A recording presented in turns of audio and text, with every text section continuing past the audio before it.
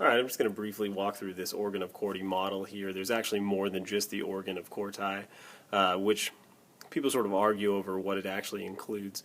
But really, when you're thinking of the organ of Corti, just really envision this tectorial membrane as its upper boundary and this basilar membrane as its lower boundary. And it's really just this region right in here that actually includes your hair cells, and it's actually where that auditory transduction is taking place. So overall, what we're looking at here are two very, very large openings. These openings up here on the top, this is what's known as the scala vestibuli, and this is a large duct that contains paralymph, and on the bottom we have the scala tympani. So sound will actually enter the cochlea and ascend to the apex of the cochlea through the scala vestibuli, and it'll come back down or descend through the scala tympani. So again, both the scala vestibuli and tympani contain paralymph.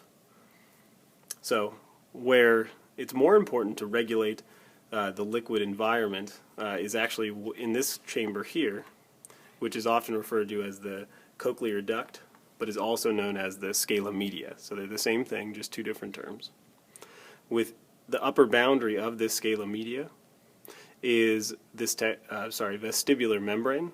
And this is a really important one in histology because they're very easy to pick out, so it can really help you orient yourself if you can immediately look for this vestibular membrane. It's very thin, simple squamous epithelium. Below that vestibular membrane, the first thing you'll run into is this tectorial membrane. And below that are the outer hair cells here, and there actually aren't any hair fibers coming off, but this is the inner hair cell here, so number 8.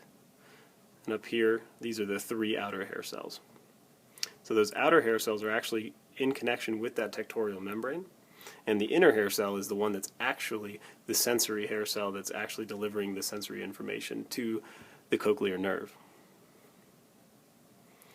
So if we come over here, we'll actually see that information that's traveling from the inner hair cell is actually going to travel out through bipolar cells and then end up interacting with this large structure that you can only see a portion of here.